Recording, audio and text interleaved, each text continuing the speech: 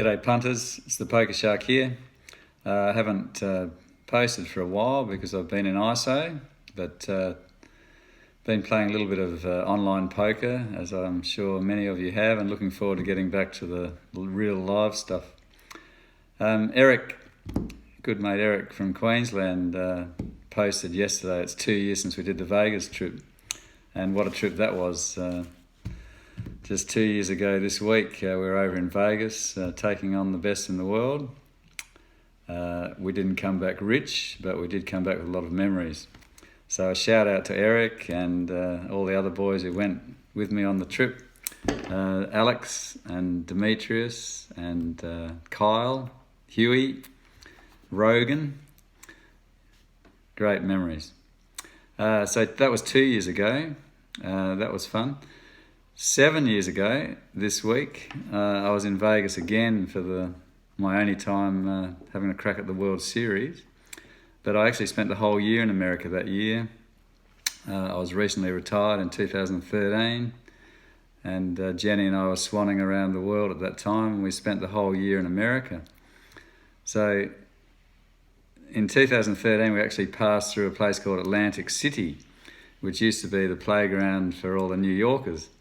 And people from New York would go down to the casinos and spend their money.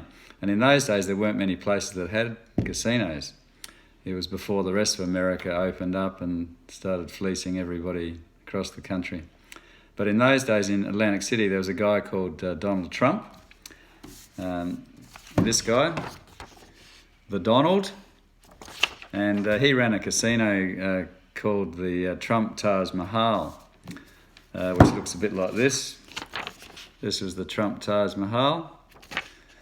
There's a nighttime view.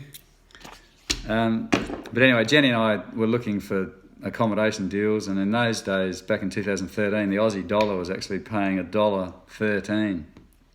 So our dollar was stronger than the US dollar. So we could stay in the Trump Taj Mahal for about $40 in a 2-bathroom suite. So if you want a tip, stay Sunday to Thursday, because Americans are always travelling on the weekends. But if you book during the week in the off times, you can get absolute bargains. So we were holed up in the Trump Taj Mahal, and Trumpy was happy to have us as a guest, and we got our loyalty card, the Trump One loyalty card, and I even kept a souvenir chip from that time, the Trump Taj Mahal. It's $5 that I could have cashed in, but I've kept it as a valuable souvenir. Anyway, Trumpy also had a casino called Trump Plaza and another one called the Trump Castle, and they changed names. I think there was, at one stage, one of them was called the Marina as well. But anyway, I looked up what happened to all those casinos, and actually they've gone bottom up, lost huge amounts of money. I think conservatively $1.5 billion was lost on those casinos. Now, did Trump suffer the bad beat? No, he didn't. No, what Trump did, he used to transfer all his debts from all his other business interests to the casinos. He'd fleece money off the top. He was pulling like $1 million a year plus bonuses and other little perks, flying around in jets and things, bringing in all these guests who lost their money. So Trump said the money I took out of Atlantic City was incredible. Anyway, Trump may have taken a lot of money out, but when we stayed at the Trump Taj Mahal, I was looking a bit tired compared to all the other casinos because they weren't reinvesting money in it. He was just fleecing money out of it, had his name on the buildings. And the people who invested the money, they lost $1.5 billion conservatively. Trump then, of course, he's never declared his tax returns. Only president ever who hasn't handed over his tax returns. And the reason is he had monumental losses that he wrote off against those casinos.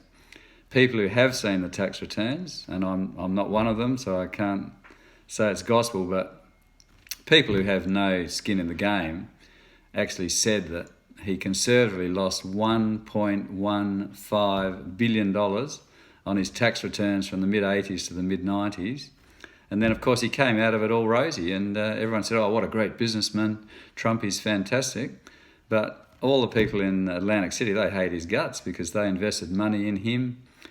You know, how can you lose that much money and come out of it all squeaky clean with lots of money in the bank and around you is destruction? Well, that's Trumpy for you. Anyway, that's my little story about Trumpy. I said there'd be politics and sex and things you shouldn't mention, religion. Well, here's the religion. I'm going to hold up my Bible like Trumpy did the other day. This was the Bible back in 2013 for poker players. And the sex, well, I don't get into that stuff here on my post. It's very clean, but it's 2 years since I've been running John Stoke Poker Shark. And I actually set it up 2 years ago for the big trip with Eric and the boys.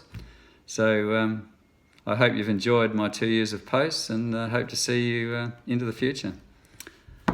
See you next time, punters.